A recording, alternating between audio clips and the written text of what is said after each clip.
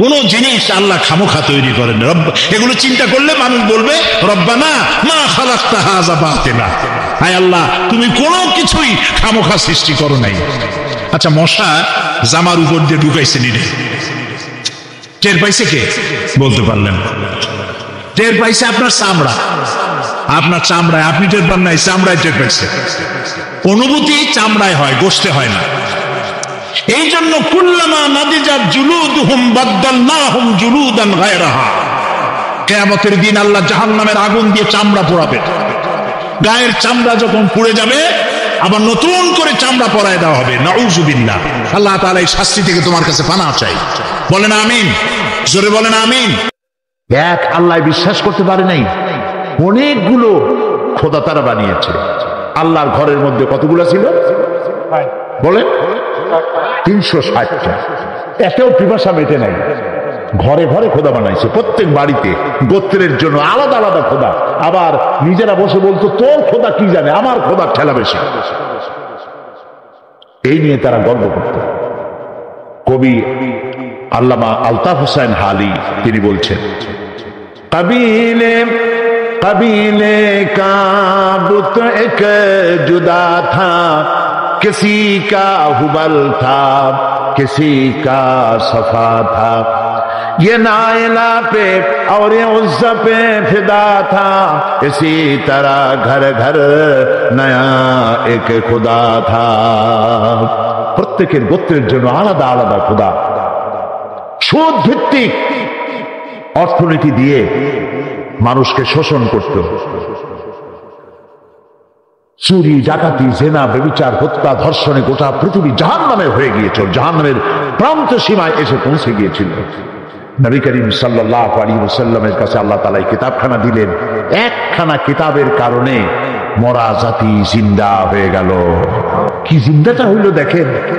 ওমর রাদিয়াল্লাহু তাআলা আনহু, যিনি আল্লাহর নবী হত্যা করতে আসলেন, আল্লাহর নবী জবাই করতে আসছেন, কত বড় জাহিল হইলে পরে একটা মানুষ এই কাম করতে আসে। সেই লোকটির মধ্যে পরিবর্তন এই কোরআন আনতে পারছে না পারে না?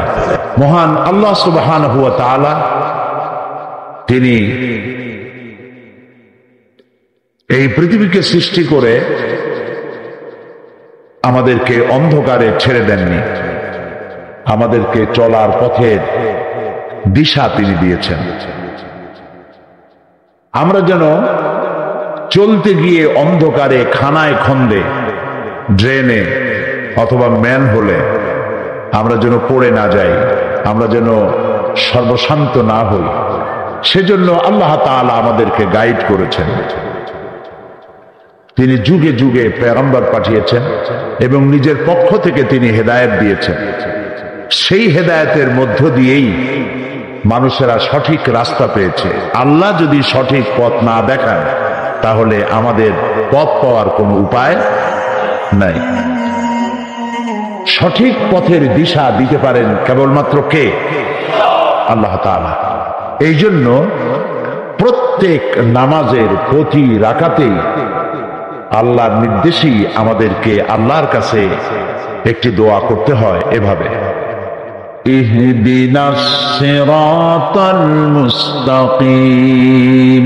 পড়েন, ইহদিনাস সিরাতাল মুস্তাকিম সিরাতাল্লাযীনা আন'আমতা আলাইহিম গায়রিল মাগদুবি আলাইহিম ওয়ালাদ-দাল্লিন।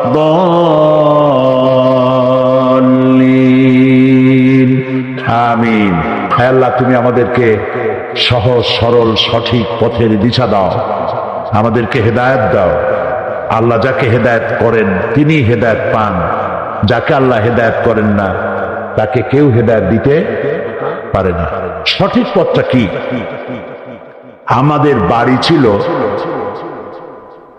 রাজশাহী বা চাঁপাইনবাবগঞ্জ, নাকি? কোথায় ছিল বাড়ি? এই পৃথিবীতে আসার আগে বাড়ি ছিল কই?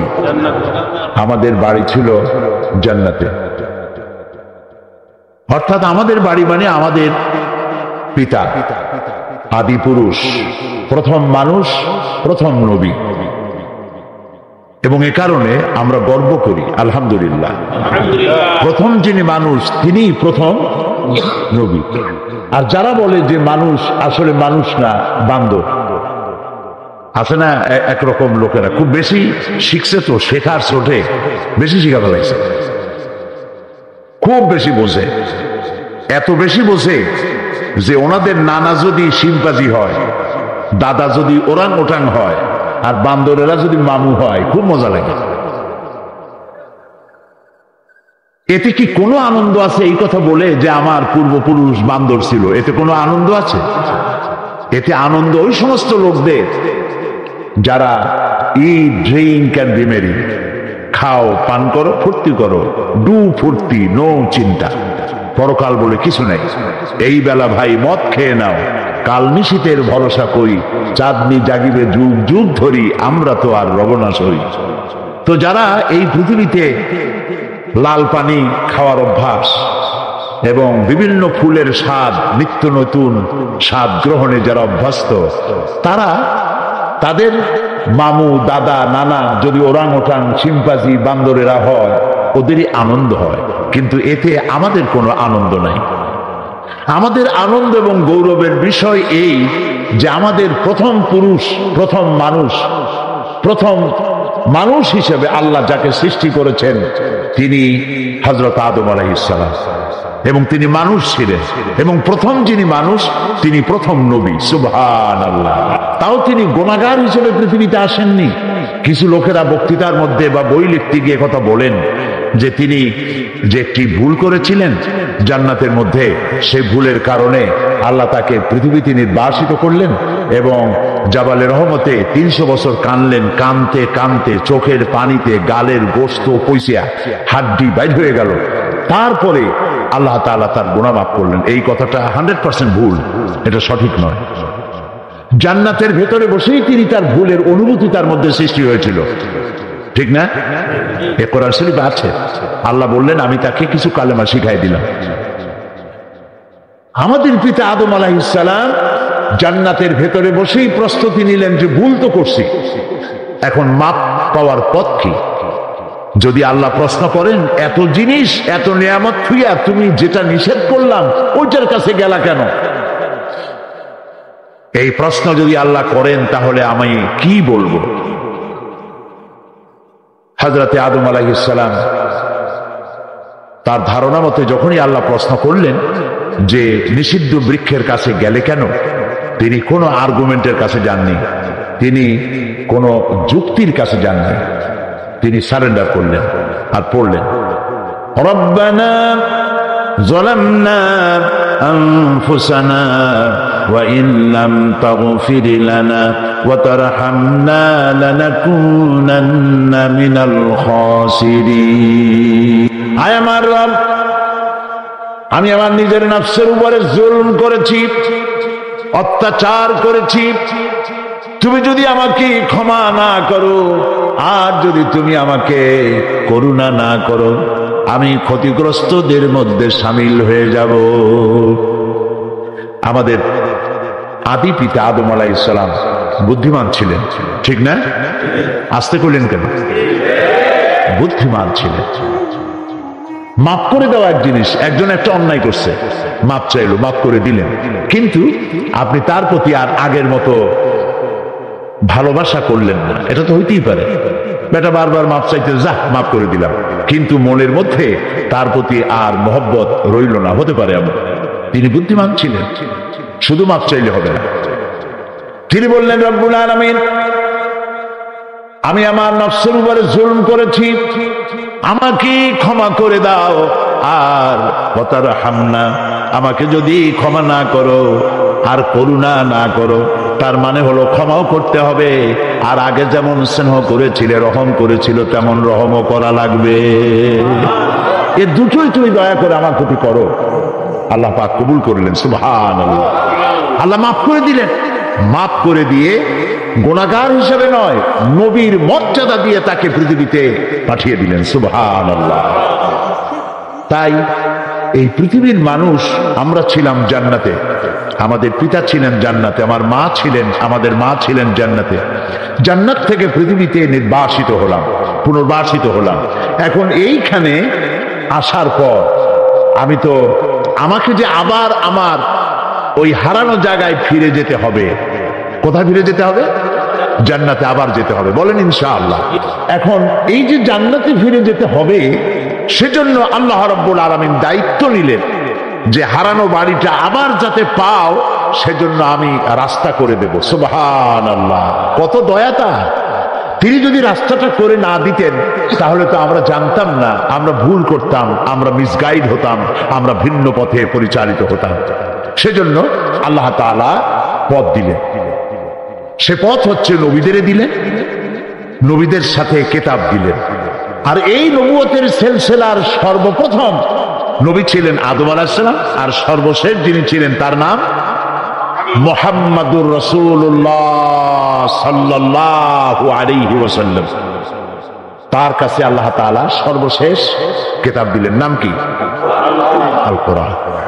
এবং বললেন ওয়াতাসিমু বিহাবলিল্লাহি জামিআ ওয়া লা তাফাররাকু,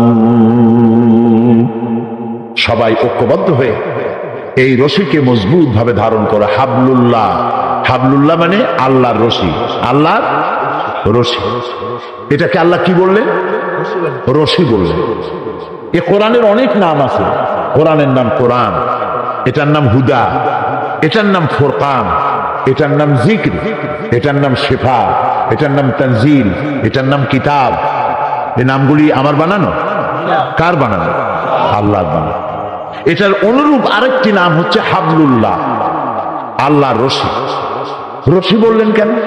আল্লাহর সমস্ত কথা, আল্লাহর প্রত্যেকটি কথা বিজ্ঞানসম্মত, এবং প্রত্যেকটি কথার ওজন এত বেশি, 7 তবক আকাশ, 7 তবক জমিন এক পাল্লায়, আর আল্লাহর একটি শব্দ আর এক পাল্লায় সমান হবে না। ওজনদার কথা, আল্লাহর কথা আল্লাহরই কথা। আল্লাহু আকবার। রশি বললেন কেন? কোরআনকে রশি বলা হলো কেন? কারণ হলো, আমরা ছিলাম জান্নাতে। ধরে নিন দুনিয়া একটা কুয়া, আমরা জান্নাত থেকে দুনিয়া নামক কুয়ার মধ্যে পড়ে গেছি। এখন কুয়ায় পতিত মানুষ উঠাবার জন্য এই যে আপনারা দুইজন চেয়ারে বসে খালি মোড়ামুড়ি করেন কেন? এই যে মাইকের অপারেটর যারা, এ তো শোনাই যাচ্ছে, আপনারা এক একবার মোড়ামুড়ি করেন। আপনারা সবাই ওই দুইজনের জন্য দোয়া করেন, জি, যাতে এটা ভালোভাবে চলে। কনা আমি ওই জায়গায় একজনে বলতেছে কানের তালা ফাটে যাওয়ার কায়দা হয়ে গেছে। যাই হোক, দুনিয়া নামক কুয়ার মধ্যে আমরা পড়ে গেছি। এখন কুয়া দিয়া মানুষ উঠাবার জন্য সব থেকে সহায়ক কি? বাঁশ। বাঁশ নামাই দিলে হবে? সব থেকে সহায়ক কি? রশি, দড়ি। কুয়ার মানুষ উঠাইতে হলে দড়ি লাগবে। সুবহানাল্লাহ। আল্লাহ কোরআনে বানাইলেন দড়ি। আল্লাহু আকবার। এখন কুয়া দিয়ে মানুষ টাইমে উঠাবার জন্য রশির ব্যাপারে 2টা শর্ত থাকতে হবে। 1 নম্বর শর্ত, দড়ি হতে হবে মজবুত, পচা পাটের দড়ি হলে হবে না। পচা দড়ি যদি হয় তাহলে দড়ি ছাড়িয়ে দিবে, এরপরে যারা ঝুলে পড়বে দড়ি ধরে ওঠার জন্য, উপর দিয়ে টান মারবে, দড়ি যাবে ছিঁড়িয়া, যাও লোকগুলো বাঁচত তাও দাঁত ভেঙে মরবে। এই গেল 1 নম্বর শর্ত। 2 নম্বরের শর্ত হলো, দড়ি যিনি ধরবেন উপরের থেকে, সেই দড়িটা যিনি ধরবেন তার হাত হতে হবে মজবুত। তিনি যদি, তার হাত যদি মজবুত না হয়ে শিথিল হয়, তাহলে নিচের লোকেরা যখন ঝুলে পড়বে, আর হাত থেকে যদি উনি ওজন রাখতে পারলেন না, হাতের থেকে ফসকে গেল, তাহলে মানুষগুলি শেষ হয়ে যাবে, ঠিক না? তাহলে 2টা শর্ত। 1 নম্বর হচ্ছে দড়ি হতে হবে মজবুত, আর যিনি ধরবেন তার হাত হতে হবে মজবুত। আল্লাহর এই দড়ি পচা পাটের দড়ি, সব থেকে শক্তিশালী, মজবুত। সুবহানাল্লাহ, সব থেকে মজবুত। আর আল্লাহর হাত, এর থেকে শক্ত হাত পৃথিবীতে কারো আছে? আকাশে কারো আছে? তাহলে এই কুয়ায় পতিত মানুষগুলিকে তুলে নেওয়ার জন্য কোরআন নামক দড়ি আল্লাহ ছেড়ে দিলেন। ধরো, পৃথিবীর সব মানুষ মজবুত হয়ে ধরো এটাকে। ওয়ালা তাফাররাকু, ধরার ব্যাপারে বিচ্ছিন্ন হয়েও না। ওয়াতাসিম, ঐক্যবদ্ধভাবে ধরো, আস্তাতা নয়, বিচ্ছিন্ন ভাবে নয়। ওয়াতাসিমু বিহাবলিল্লাহি জামিআ, ঐক্যবদ্ধভাবে ধরো এটাকে, মজবুত ভাবে ধরো। তাহলে এই দড়ির অপার প্রান্ত যার হাতে ধরা, তিনি দড়ি ধরে তোমাদেরকে হারানো বাড়িতে আবার পৌঁছে দেবেন। এ হচ্ছে সেই কিতাব। এই কিতাবের সাথে আমাদের সম্পর্ক কি? আজ ১৫০০ বছর কোরআন নাজিলের ১৫০০ বছর পর এই কোরআনের সাথে আমাদের সম্পর্ক মজবুত না শিথিল? না, শিথিল। আমাদের সম্পর্কটা যে ধরনের হওয়া উচিত ছিল, সম্পর্কটা ওই রকম নাই। স্বীকার করতে কোনো লজ্জা আছে? ওরকম নাই। কোরআনের সাথে সম্পর্ক রোজার মাসে যে সম্পর্ক গড়ে ওঠে, বাকি 11 মাসে সেই সম্পর্ক থাকে। তাহলে কেমনে বললেন যে মজবুত? রোজার মাসে সুবহানাল্লাহ কি খতম! এক জায়গায় বসে গল্প করে আমাদের লোকেরা, বলে ভাই আমার পুত্রবধূ 7 খতম, আমার মেয়ে 9 খতম, আমার বউ 11 খতম, আর আমি না পড়েই খতম। এই যে 7 খতম, 9 খতম, 10 খতম খতম করলেন, আপনি কি একটা লাইনও বোঝেন? বলতে বুঝেছেন? পুত্রবধূ বুঝেছেন? ইন্না লিল্লাহি ওয়া ইন্না ইলাইহি রাজিউন। কোরআন শরীফ এইভাবে খতম করার জন্য আসে নাই। প্রিয় ভাই সব, বিশ্বাস করুন, এরকম খতম করার জন্য আসে নাই। কোরআন এসেছে তেলাওয়াত করবেন, বুঝবেন আর আমল করবেন। কোন কোন সাহাবী সূরা বাকারার মতো একটি লম্বা সূরা তেলাওয়াত করতে সময় লেগেছে 3 বছর, কারো 5 বছর। আমরা তো একই মাসে খতম করি 5 বার 7 বার। 3 বছর 5 বছর লাগলো কেন? এক একটি আয়াত তারা তেলাওয়াত করেছেন, বুঝেছেন, বাস্তব জীবনে আমল করেছেন। ব্যক্তিতে, পরিবারে, দোকানে, হাটে বাজারে যে আয়াত যেখানে সেখানে জীবনের উপরে আমল করেছেন। তারপরে আরেকটা পড়েছেন, সেটা বুঝেছেন, আমল করেছেন, আবার আরেকটা তেলাওয়াত করেছেন, বুঝেছেন, আমল করেছেন। এইভাবে গোটা কোরআন শরীফ বুঝে আমল করে তারা যখন রাস্তা দিয়ে যেতেন, সাহাবীরা, নবীর সাহাবীরা যখন রাস্তা দিয়ে হাঁটতেন, মানুষেরা বুঝতে পারত জীবন্ত কোরআন যেন হেঁটে যেতেছে, কোরআন হাঁটতেছে। সুবহানাল্লাহ। রাসূলুল্লাহর জীবনটা কি ছিল? হযরত আয়েশা সিদ্দিকা রাদিয়াল্লাহু তাআলা আনহাকে যে প্রশ্ন করা হয়েছিল, সকলের অধিকাংশ লোকেরাই সেটা জানেন। হযরত আয়েশাকে প্রশ্ন করার পর, তার চরিত্র সম্পর্কে জানার জন্য প্রশ্ন করার পর, আমাদের মা হযরত আয়েশা জবাবে বলেছিলেন, রাসূলের চরিত্র জানার জন্য আমার কাছে প্রশ্ন করার কোনো প্রয়োজন নাই। যদি তোমরা কোরআন বুঝে থাকো, কোরআন যদি পড়ে থাকো আর বুঝে থাকো, নবীর চরিত্র আমার কাছে জিজ্ঞাসা করার দরকার নাই। কোরআনে যা পড়েছো তার বাস্তব নমুনা যদি দেখতে চাও, আল্লাহর নবীর দিকে তাকায়া দেখো। যেটা কোরআন সেটাই নবীর চরিত্র। সুবহানাল্লাহ। যেটা কোরআন সেটাই নবীর চরিত্র। এজন্য নবী করিম সাল্লাল্লাহু আলাইহি ওয়াসাল্লামের 23 বছরের জীবনের হুবহু নমুনা হচ্ছে কোরআন শরীফ। আর কোরআন শরীফের ব্যাখ্যা, তরজমা, তাফসীর, 30 পারা কোরআনের ব্যাখ্যা, তাফসীর, নবী করিম সাল্লাল্লাহু আলাইহি ওয়াসাল্লামের 23 বছরের জীবন। সারা পৃথিবীতে যত তাফসীর রচিত হয়েছে, সমস্ত তাফসীর যা, নবী করিম সাল্লাল্লাহু আলাইহি ওয়াসাল্লামের 23 বছরের জীবন সেটাই। সুবহানাল্লাহ। কোরআন শুধু মুখস্থ করার জন্য, শুধু তেলাওয়াতের জন্য নাজিল হয় নাই। কোরআন এসেছিল একটি বিপ্লব সাধন করার জন্য। আপনি কি ভাবতে পারেন একখানা কিতাব একটি বিপ্লব করেছে? সুবহানাল্লাহ। বিপ্লব তো এমনি এমনি হয় না। বিপ্লব তো বোঝেন, রিভলিউশন, বিপ্লব, ইনকিলাব। এক একটা বিপ্লবে লক্ষ লক্ষ মানুষের রক্ত প্রবাহিত হয়, জীবন দিতে হয়। সমাজতন্ত্র, কমিউনিজম প্রতিষ্ঠিত করতে গিয়ে এখনো রাশিয়ার বুকে গণকবর আবিষ্কার হচ্ছে, হাজার হাজার মানুষের কঙ্কাল আবিষ্কৃত হচ্ছে। লক্ষ লক্ষ মানুষের জীবনের উপরে প্রতিষ্ঠিত হয়েছিল পৃথিবীর একটি ঘৃণ্যতম মতবাদ, সমাজতন্ত্র বা কমিউনিজম। ইসলামের বিপ্লবের জন্য এত রক্তের প্রয়োজন হয়নি। মাত্র কয়েক শত লোকের জীবনের বিনিময়, একখানা কিতাবের বরকতে একটি নীরব বিপ্লব সাধিত হলো বিশ্বের বুকে। সেই কিতাবখানার নাম কোরআন শরীফ। সুবহানাল্লাহ করতে ইচ্ছে করে না? একটা কিতাবে একটা বিপ্লব করেছে। আল্লাহু আকবার। একখানা কিতাব একটা বিপ্লব করলো। কি বিপ্লব করছে? মরা মানুষগুলোরে জেতা বানাই দিছে। মরা মানুষগুলো কি হয়েছে? জীবিত হয়ে গিয়েছে। নবী করিম সাল্লাল্লাহু আলাইহি সাল্লাম যখন পৃথিবীতে এসেছিলেন, মানুষগুলো তখন আপনারা বলবেন জীবিত তো ছিলই। আবু জাহাল, আবু লাহাব, উতবা, সাইবা, মুগিরার গোষ্ঠীরা, এরা কি মৃত্যু ছিল না জীবিত ছিল? জীবিত ছিল, কিন্তু নৈতিকতার দিক থেকে ছিল কি? মৃত্যু। এই জন্য কবি বলছে, এমনি একটা মানুষ হাঁটাচলা করে, এটাই তার জীবিত থাকার প্রমাণ নয়।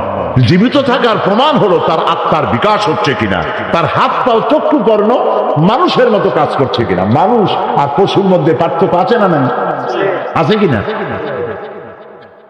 এই জন্যই তো নাটোরের কোনো গরু, কোনো ষাঁড়, রাজশাহীর কোনো গরুর পেট যদি শিং দিয়া ফুটা করে দেয়, তাহলে নাটোরের গরুর বিরুদ্ধে বাংলাদেশের কোনো আদালতে মামলা দায়ের হবে না। কিন্তু এই কামটা যদি কোনো মানুষে করে তাহলে মামলা। তাহলে এর দ্বারা বোঝা গেল মানুষ আর পশু এক জিনিস নয়। পশু প্রবৃত্তি আলাদা আর মানুষের প্রবৃত্তি ভিন্ন। এই মনুষ্য প্রবৃত্তি যার জাগ্রত নয়, তার অবস্থাটা কি? আল্লামা ইকবাল বলছেন, মুঝে ये डर है कि दिले जिंदा तू ना मर जाए, मुझे ये डर है कि दिले जिंदा तू ना मर जाए, कि जिंदगानी इबारत है तेरे जीने से, मुझे ये डर है कि दिले जिंदा तू ना मर जाए। আমার ভয় হয়, হে আমার জীবিত আত্মা, তোর না মৃত্যু হয়ে যায়।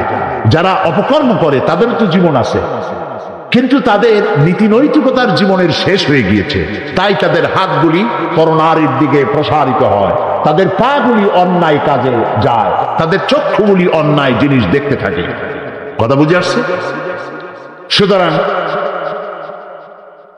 আত্মার দিক থেকে এই লোকগুলি মরে গিয়েছিল। এই মৃত্যু প্রায় ধ্বংসের প্রান্তে দাঁড়ানো। গোটা বিশ্ব ধ্বংসের প্রান্ত সীমায় শূন্য গর্ভের উপরে দাঁড়িয়ে আছে। যে কোনো সময় ধস হবে এবং শেষ হয়ে যাবে। রহমত ছাড়া, আল্লাহর করুণা ছাড়া দুনিয়াকে আর বাঁচানো যাবে না। পৃথিবীর এমন একটি অবস্থা যখন, ঠিক সেই সময় আল্লাহ তার রহমত পাঠায় দিলেন। সেই রহমতটা কি ছিল? আল্লাহ রাব্বুল আলামিন বলেন, ওয়ামা আরসালনাকা ইল্লা রাহমাত।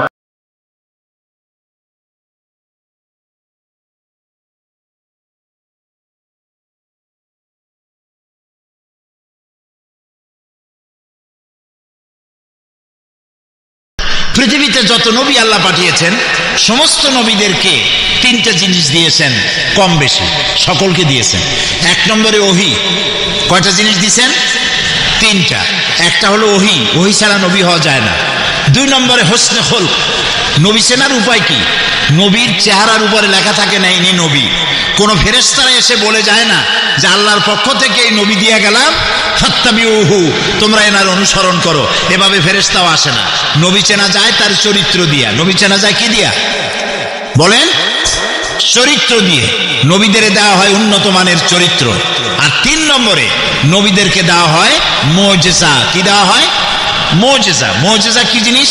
মুজিজা হচ্ছে যে যুগে যে জিনিসের প্রভাব থাকে সেই জিনিসকে দুর্বল করে দেওয়ার মতো শক্তি আল্লাহ নবীদেরকে দান করেন। যেমন মুসা আলাইহিস সালামের জামানায় জাদুর প্রভাব ছিল। মুসা আলাইহিস সালামকে আল্লাহ একটা লাঠি দিয়ে দিলেন। লাঠি ছিল তার হাতে। আল্লাহ জিজ্ঞেস করলেন, ওমা তিলকা বিয়ামিনিকা ইয়া মুসা, মুসা তোমার ডান হাতে ওটা কি? উনি বললেন, হিয়া আসায়া আতাওয়াক্কাউ আলাইহা ওয়া আহুশু বিহা ওয়া আলা, এরপর কি? ওয়ালিয়া ফিহা মাআরিব উখরা। এখন আল্লাহ জিজ্ঞেস করলেন হাতে কি? এটা একটা লাঠি বললেই তো হয়, এত কথা বলা লাগতো না। উনি জবাব দিলেন তো অনেকগুলা। আল্লাহ প্রশ্ন করেছেন কয়টা? একটা। হাতে কি? ডাইন হাতে বললেই হয় লাঠি। উনি বললেন এটা লাঠি, এটার উপর ভর করে দাঁড়াই, এর উপরে ছাগল ভেড়া তাড়াই, এই দিয়ে আমি গাছের পাতা পাড়িয়ে ছাগল ভেড়ার খাওয়াই। ওয়ালিয়া ফিহা মাআরিব উখরা, আরো অনেক কাম করি। এত কথা কইলেন কেন? আল্লাহর চাইতে মাহবুব বান্দার জন্য আর কেউ হতে পারে না। সুবহানাল্লাহ। মুসা আলাইহিস সালাম টের পাচ্ছেন আমি আল্লাহর সাথে কথা বলছি, হিয়া আসায়া বলে যদি ছেড়ে দেই আর আল্লাহ যদি তার কথা বলাটাকে কাট করে দেন তাহলে তো আমি আর কথা শুনতে পারবো না, কাজে জবাবটা লম্বা করে দিই। সুবহানাল্লাহ। এটার মুজিজা ছিল লাঠিটা ফেলে দিলে কি হয়ে যেত? কি হতো? সাপ হয়ে যেত। হযরত মুসা আলাইহিস সালাম ইন্তেকাল করলেন, লাঠি তিনি কবরে নিয়ে যান নাই। লাঠি জমিনে বেঁচে ছিল, কিন্তু তার উম্মতেরা এই লাঠিকে আর এক মুহূর্তের জন্য তারা সাপ বানাইতে পারে নাই। দাউদ আলাইহিস সালামের মুজিজা ছিল লোহা দিয়ে অস্ত্র তৈরি করতেন। অনেকে বলে যে তিনি কর্মকার ছিলেন, খোন্তা শাবল বানাইতো। তো খোন্তা শাবল যদি বানাইতো নবীও চালাইতো কেমনে? কোদাল, খোন্তা, শাবল এগুলি বানাবার দরকারটা কি?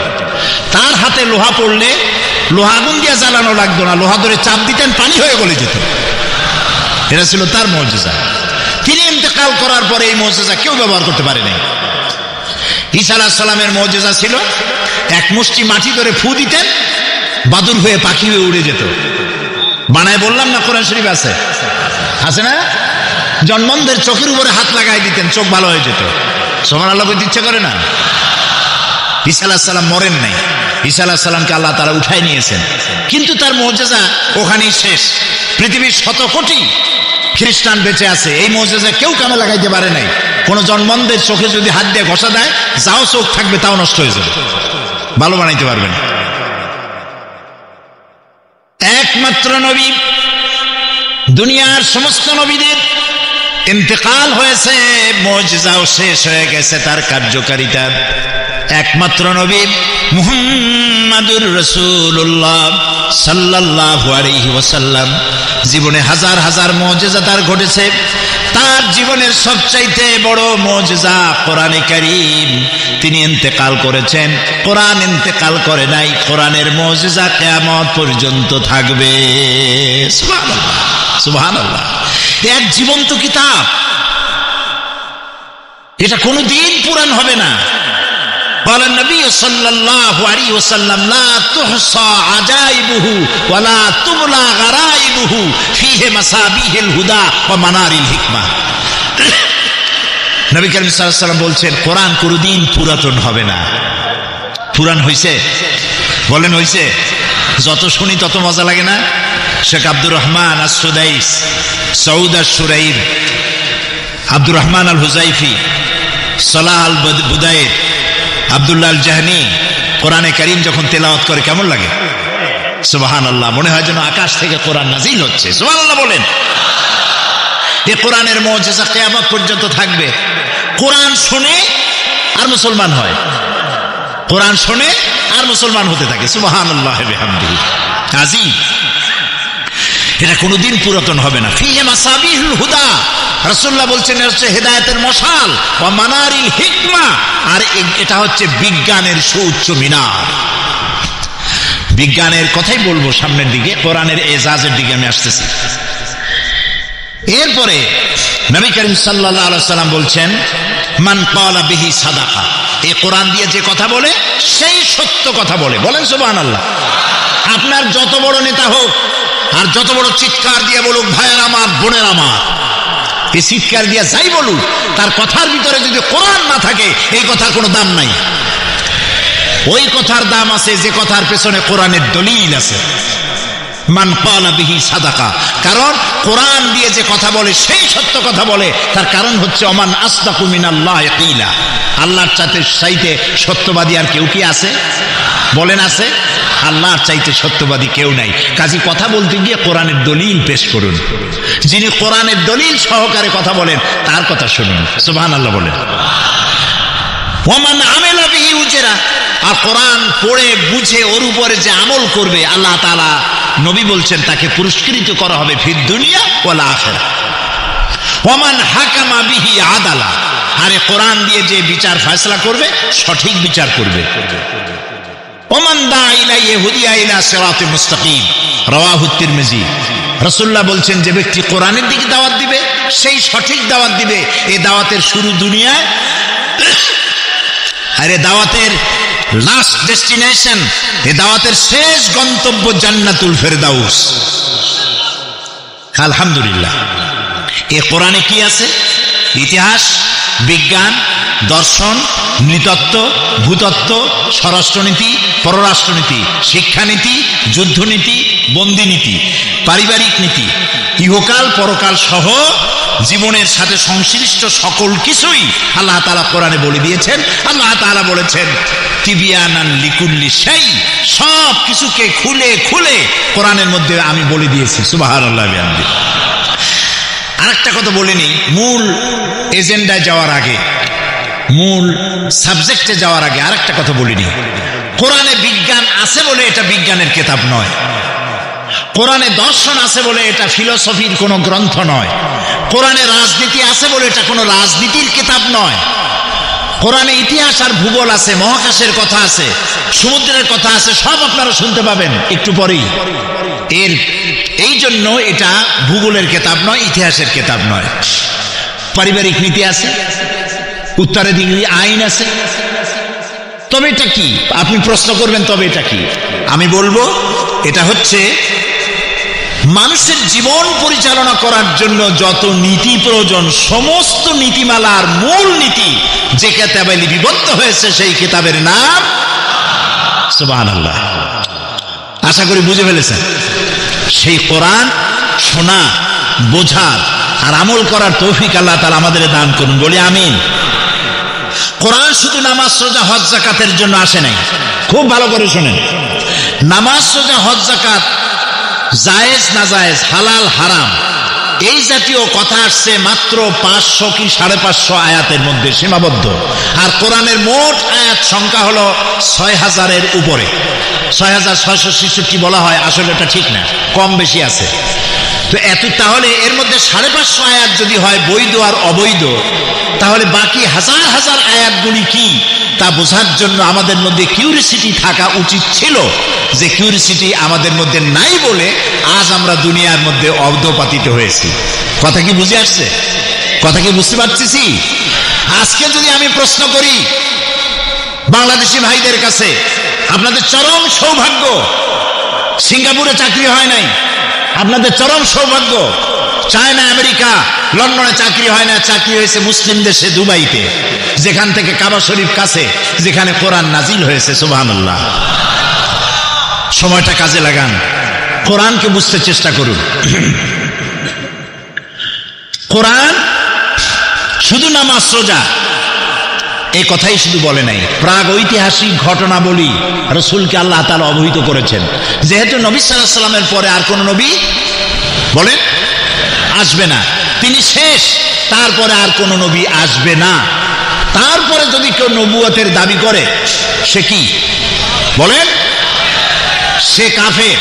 তার অনুসারী যারা হবে তারাও এমনকি মুহাম্মদ সাল্লাল্লাহু আলাইহি ওয়াসাল্লামের পরে কেউ যদি নবুয়তের দাবি করে আর তার কাছে যদি কেউ নবুয়তের দলিল চায় যে তুমি যে নবী তার প্রমাণ কি, এই দলিল যে চাবে সেও কাফের। কারণ কি? কারণ হলো তোমারে যদি দলিল দিতে পারে তাহলে তুমি তার নবুয়ত মানিয়ে নেবা। এই জন্য দলিলও চাওয়া যাবে না, বিনা দলিলে কাফের।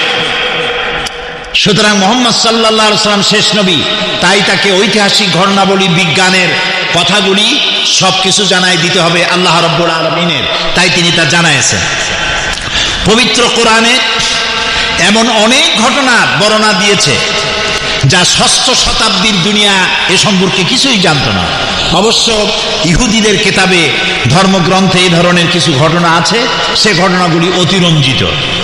সূরা ইউসুফে ইউসুফ আলাইহিস সালামের ঘটনা বর্ণনা করে সূরা ইউসুফের 102 নম্বর আয়াতে আল্লাহ তাআলা বলছেন, যালিকা মিন আম্বাইল গায়বি নূহিহি ইলাইকা ওয়া মা কুনতা লাদাইহিম ইয আজমাউ আমরাহুম ওয়া হুম ইয়ামকুরুন। এটা হলো সেই অজ্ঞাত ঘটনা যা ওহীর মাধ্যমে আমি আপনাকে জানাইছি, অথচ ইউসুফ আলাইহিস সালামের ভাইয়েরা যখন তাকে কুয়ার মধ্যে ফেলে দিতেছিল, যখন ষড়যন্ত্র করেছিল, আপনি তার কাছে ছিলেন না, আপনি তো জানতেন না। আমি ওহীর মাধ্যমে সে ঘটনা আপনাকে জানাইছি। মূসা আলাইহিস সালামের ঘটনা বলে আল্লাহ তাআলা বলছেন সূরা কাসাসের 44 নম্বর আয়াতে, ওয়ামা কুনতা বিজানিবিল গারবি ইয কাদাইনা ইলা মূসাল আমরা ওয়ামা কুনতা মিনাশ শাহিদিন। সিনাই পর্বতের পশ্চিম প্রান্তে মূসাকে আমি যখন ওহী দিয়েছিলাম, ওহীর মাধ্যমে নির্দেশ দিয়েছিলাম, আপনি সেখানে উপস্থিত ছিলেন না। আমি ওহীর মাধ্যমে সে ঘটনা বলি আপনাকে অবহিত করছি। সূরা তাহার 99 নম্বর আয়াতে আল্লাহ তাআলা বলছেন, كذلك نقص عليك من أنباء ما قد سبق وقد آتيناك من لدنا ذكرا। এভাবেই আমি আপনার কাছে অতীতের ইতিহাসগুলি আমি আপনাকে বর্ণনা করেছি, নিজের থেকে উপদেশনামা আপনাকে জানাই দিয়েছি। কোরআনের মুজিজা হচ্ছে এখানে যে বিজ্ঞান যে কথাগুলি, একটা ঐতিহাসিক ঘটনা আল্লাহ তাআলা তার রাসূলকে ওহীর মাধ্যমে জানালেন। আর বিজ্ঞান যত কথা বলেছে, বিজ্ঞানের কথাগুলি যে অনেক আগে, যে যুগে বিজ্ঞান ছিল না, সেই যুগের কোরআনে বিজ্ঞানের তথ্যগুলি যে সঠিকভাবে পরিবেশন করেছে আল্লাহ তাআলা, সেই কথাগুলি এখন আপনাদেরকে জানানো হচ্ছে।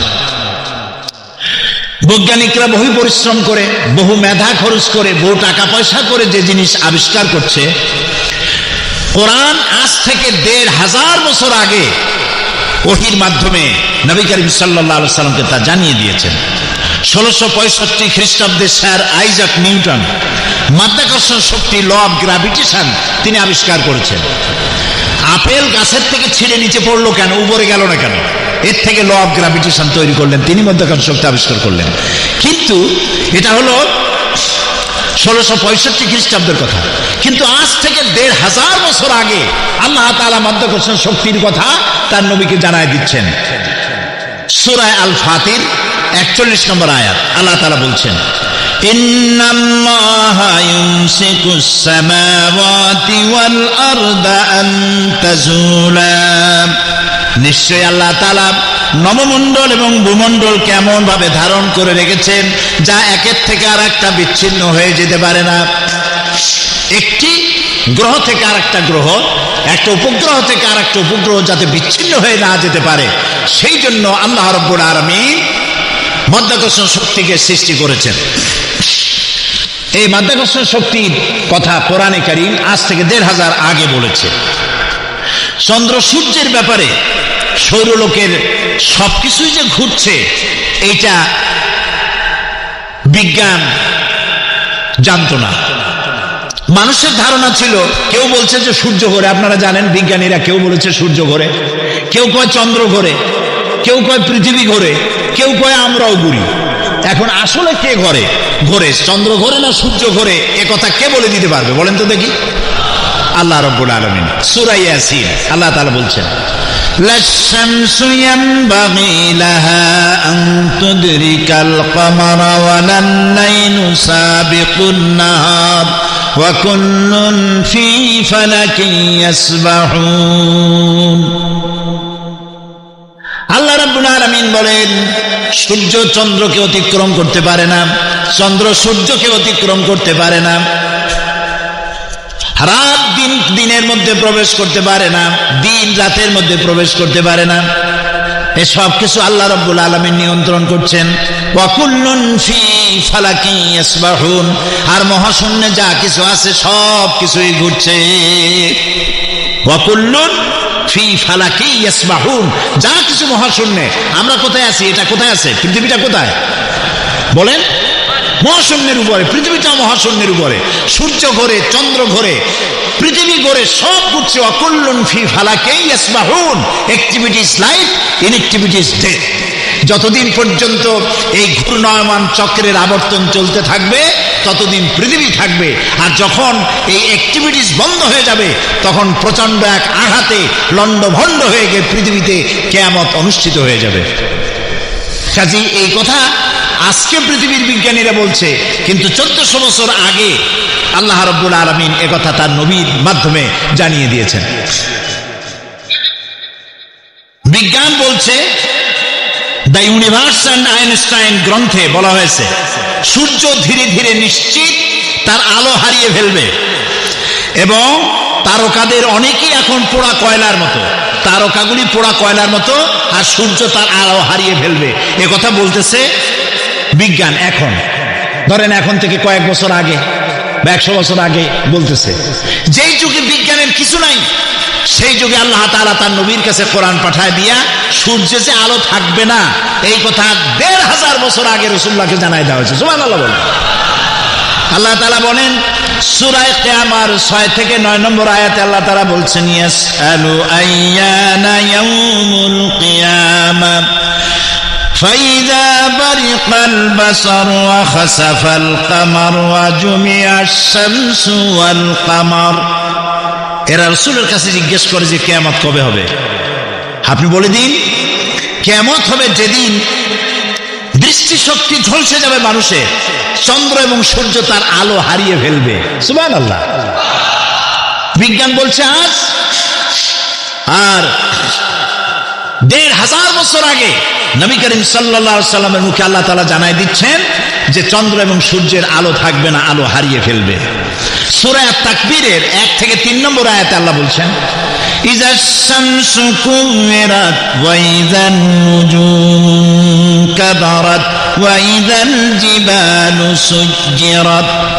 যেদিন সূর্যে কোনো আলো থাকবে না, নক্ষত্রগুলি স্থানচ্যুত হবে, আর পাহাড়গুলো সরে যাবে, পাহাড়গুলো তার জায়গায় থাকবে না।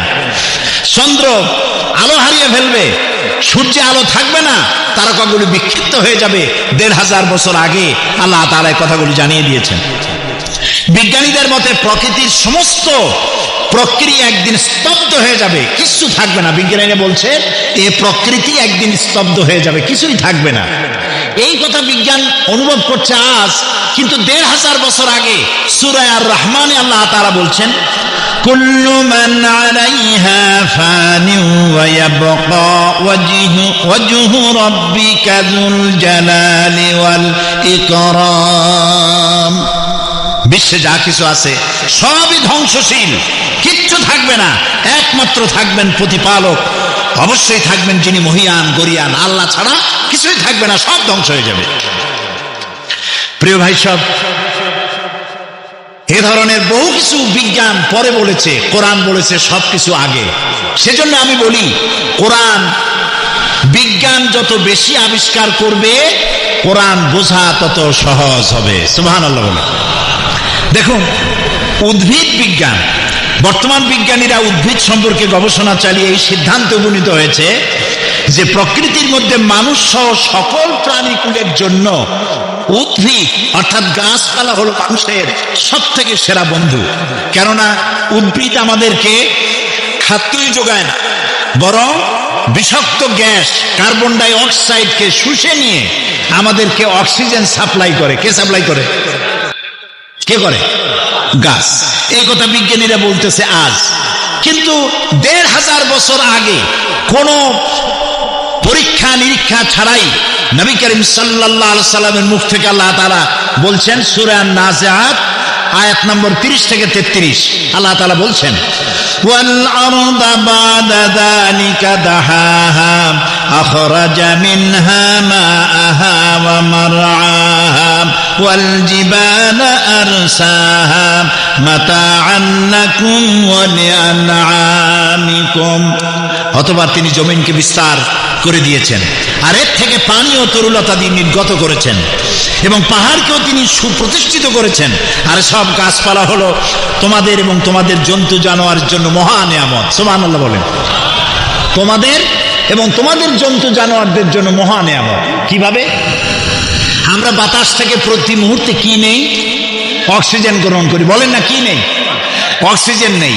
নাক দিয়ে অক্সিজেন গ্রহণ করে মুখ দিয়ে কি ছাড়ি? কার্বন ডাই অক্সাইড ছাড়ি। কার্বন ডাই অক্সাইড হলো বিষ। কার্বন ডাই অক্সাইড কি? বিষ। এখন এই কার্বন ডাই অক্সাইডকে পরিশুদ্ধ করার জন্য কোন ফ্যাক্টরি পৃথিবীতে আছে? বলেন না, আছে? নাই। এখন আপনি তো মরে যাবেন, প্রাণীকুল মরে যাবে, কার্বন ডাই অক্সাইড বিষ খাইয়া সারা দুনিয়া মারা যাবে। এখন কি হবে? আল্লাহ রহমানুর রহিম, তিনি গাছ তৈরি করেছেন। গাছের পাতাগুলির রং কি? আরে ভাই, তাও কথা কয় না। সবুজ। ঘাসের রং কি? সবুজ। সূর্যের তাপ আর গাছের এই রং, সবুজ রং, এই দুটিতে এক প্রকারের রন্ধন প্রক্রিয়া হয়।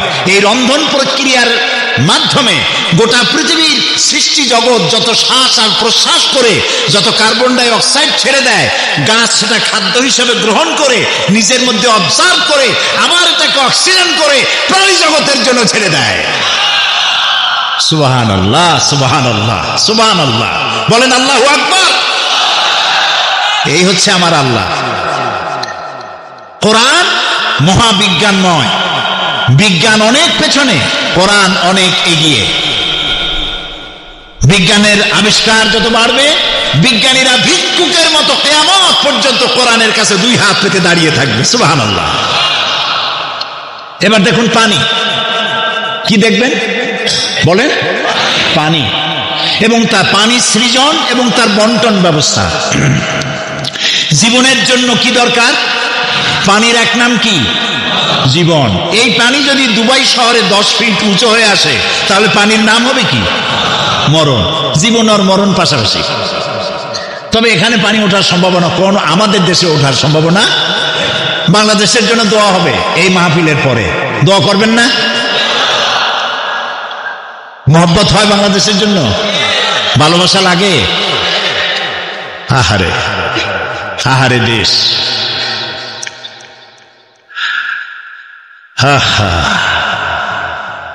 দেশকে ভালোবাসবেন। নবী করিম সাল্লাল্লাহু আলাইহি ওয়াসাল্লাম হিজরতের রাতে কাবা শরীফের দিকে ফিরে বারবার চোখ মুছতেছিলেন আর বলতেছিলেন, হে কাবা, হে মক্কা, বড় আশা ছিল আমি তোর কাছে থাকবো, তোর খেদমত করব, কিন্তু তোর নিষ্ঠুর সন্তানেরা তোর পাশে আমার থাকতে দিল না। চোখ মুছতে মুছতে জন্মভূমি পরিত্যাগ করেছেন। এখানে যারা আছেন টেলিফোনে খবর পান মায়ের অসুখ হয়েছে, কিন্তু ভিসা পান না, যাইতে পারেন না। তারপরে খবর আসে মায়ের অসুখটা বেড়ে গেছে, ভিসা পান না, যাইতে পারেন না। হঠাৎ একদিন খবর এলো টেলিফোনে বাড়ির সবকিছুই ঠিকঠাক আছে, মা হারায় গেছে, বাপ হারায় গেছে, জানাজাও পেলেন না, দেখতেও পারলেন না। সেই বাংলাদেশ যেখানে 15 কোটি মুসলমান বাস করে, সেই বাংলাদেশ যেখানে 3 লক্ষ মসজিদ থেকে এশার আজান শুনে মানুষেরা ঘুমাতে যায়, ফজরের আজান শুনে ঘুম ভাঙে আর নামাজ পড়তে যায়, লক্ষ লক্ষ মাদ্রাসা মসজিদ বুকে ধারণ করে ধন্য আমার 56,000 বর্গ মাইলের দেশ বাংলাদেশ। আলহামদুলিল্লাহ বলেন। সেই বাংলাদেশের জন্য দোয়া হবে। সেই দোয়া না করে কেউ বাসায় ফিরে যেতে পারেন? আল্লাহ তৌফিক দিক, বলি আমিন। চলেন আবার পানির কাছে। জীবনের জন্য পানি, পানি ছাড়া পৃথিবী বাঁচবে না। এই পানিকে আল্লাহ প্রিজার্ভ করার জন্য সমুদ্র বানিয়েছেন। আটলান্টিক মহাসাগর, প্রশান্ত মহাসাগর, ভারত মহাসাগর, কত সাগর আর উপসাগর আর মহাসাগর। এই সাগরের আছে পানি, একটা মহাদেশ আছে যেটায় কোনো মানুষ বাস করে না, শুধু আছে শ্বেত ভল্লুক আর পেঙ্গুইন, আর কিচ্ছু নাই। আর আছে শুধু পানির পাহাড়, বরফের পাহাড়। জানেন সেই মহাদেশের নাম কি? অ্যান্টার্কটিকা। এই টেলিভিশনের মধ্যে হাবিজাবি ইন্ডিয়ার ছবি, ফিল্ম, নাচানাচি, মুসরা মুসরি, এইসব হাবিজাবি না দেখা ন্যাশনাল জিওগ্রাফি দেখেন, এনিম্যাল প্ল্যানেট দেখেন, ডিসকভারি দেখেন, বহুত কিছু দেখার আছে, শেখার আছে, বোঝার আছে। তো পানি সমুদ্র বোঝাই, আবার পানির পাহাড় তৈরি করে আল্লাহ তাআলা রেখেছেন, যেহেতু পানি ছাড়া পৃথিবী বাঁচবে না। সুবহানাল্লাহ। সেই পানি শুধু জমা থাকলে হবে না, ওই পানি আবার পৌঁছে দিতে হবে সব জায়গায়। এই জন্য দেখছেন আমাদের দেশের খালগুলি সোজা না, খাল বাঁকা, নদীও কথা কয় না, বাঁকা বাঁকা নদী। আমাদের ছোট নদী চলে বাঁকে বাঁকে। কি মাসে পানি থাকে? হ্যাঁ, মনে আছে, বৈশাখ মাসে তার জল না থেকে পানি থাকে। তো এই যে নদীগুলি বাঁকা, খালগুলি বাঁকা, এগুলো কাটছে কেনা? চিল্লায় বলেন আল্লাহ রাব্বুল আলামিনের। বাঁকা বাঁকা করছে কেন? যাতে করে সমস্ত জমিন এর থেকে পানি সোজা যদি যায় তাহলে দূরের জমিন তো এই পানি পাবে না। বাঁকা বাঁকা হয়ে গেছে যাতে করে সমস্ত জমিন এর থেকে পানি টেনে নিতে পারে। সুবহানাল্লাহ। এরপরে এ পানি তো হবে না, এরপরে করুণাময় রহমানুর রহিম গফুরুর রহিম, তিনি দেখতে পাচ্ছেন কোথায় মরুভূমিতে শুষ্ক বালুকণা, পানি পাচ্ছে না, হাহাকার, সেই জায়গা পর্যন্ত পানি পৌঁছে দেওয়ার ব্যবস্থা নিয়েছেন আমার আল্লাহ রাব্বুল আলামিন।